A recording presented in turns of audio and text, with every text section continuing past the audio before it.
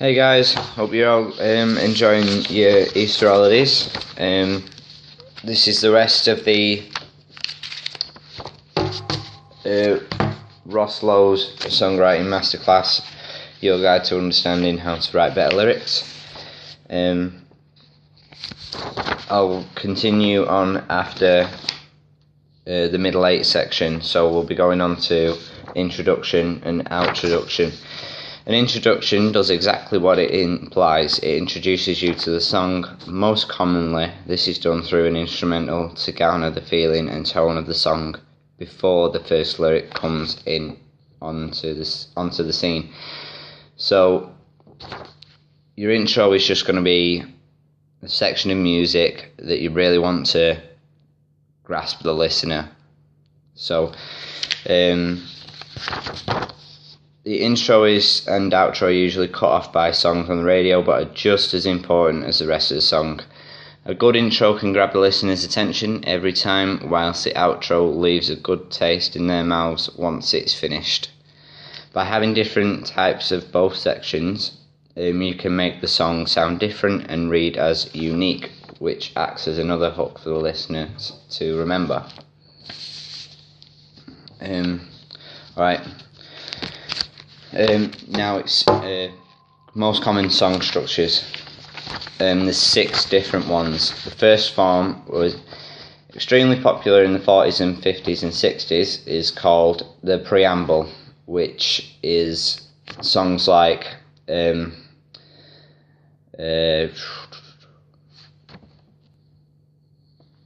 so a preamble is when there is an explanation before the actual song comes in. So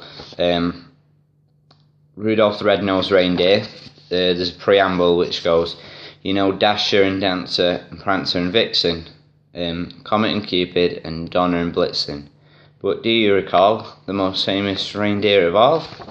And then Rudolph the Red-Nosed Reindeer had a very shiny nose. The second form is verse, chorus, verse, chorus, instrumental, chorus, and then out. It's used a lot in dance, hip hop, folk and country, and can use as many verses and choruses as you want to create a variation of this form based on musical elements or a riff. Shadow of the Day by Linkin Park is a good example. Your third form is verse, chorus, middle 8 / bridge, chorus, and then out. Very similar to the second form. However, you're bringing in a bridge instead of an instrumental, which is asking mainly information of what if. It's your opportunity to ask what if in the song. The fourth form is verse, lift, chorus, verse, lift, chorus. A lift or pre-chorus, which we have gone over before, is 2, 4 or 6 lines that precede your chorus or your title line. It's also where you would position if so, but maybe, and it creates a tension as it leads you in to deliver you to the hook. Bleeding Love by Leona Lewis is a good example. The fifth form is an A, B, A structure. So A, B, A. This form structure doesn't have a chorus. The title is either derived from the first or last lines of the verse. There is a sense of time passage that's essential with this form. The first verse is known as in the beginning. So when we met, so you're talking more so about the past. The second verse is the present, here and now. Example, now we are doing great at this moment in time in our lives. Goes into the middle 8, which is the B. So you've had your first verse, which is A, second verse, which is A, B, which is now your middle 8, and A, which is the last verse, which is in the future. Example, when we're old and we're grey, we'll look back and remember. Brown Eyed Girl by Van Morrison is a good example. By the way, guys, feel free to just keep rewinding anything that you might have missed, and I will be going slowly as well, like when I can.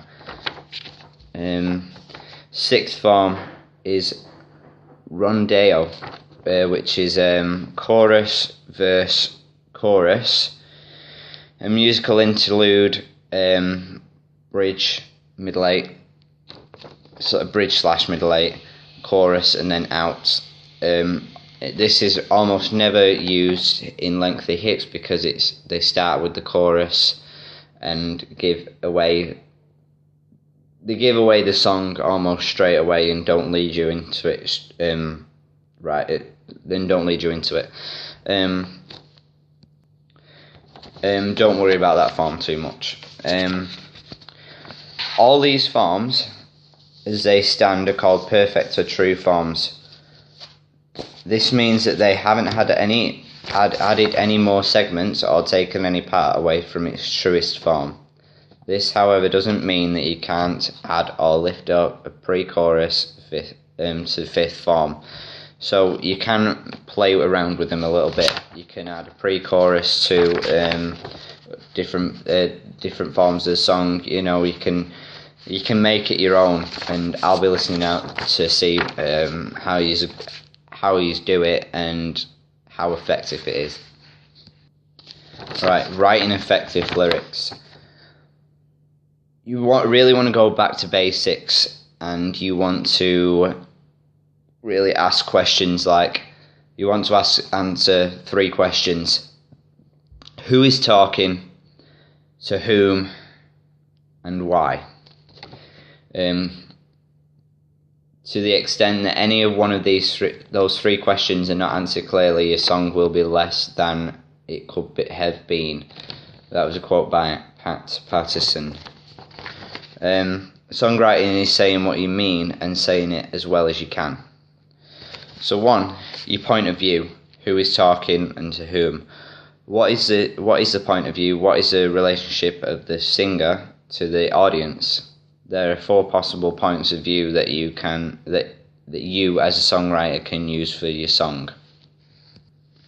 There are 4 possible points of view that you as a songwriter can use for your song. 1 is the third person narrative, a storyteller. He loved her so much, and yet she did not return his love. So you don't have too much of an involvement. It's not intimate. You're just stating something. First person narrative. So you're speaking about yourself. I loved her, and yet she did not return my love. You're telling the audience something about you, but the other person remains distant. You don't know much about the other person who's involved. It is always me and her, me and him, or me and them. The why is usually something that I have learned.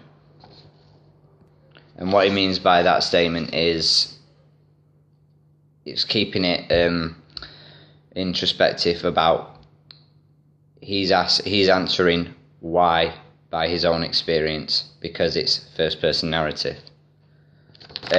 Feel free to text me if you do get a bit confused with any of these as well too, guys. Next one is second person narrative. You loved her so much, yet she did not return your love.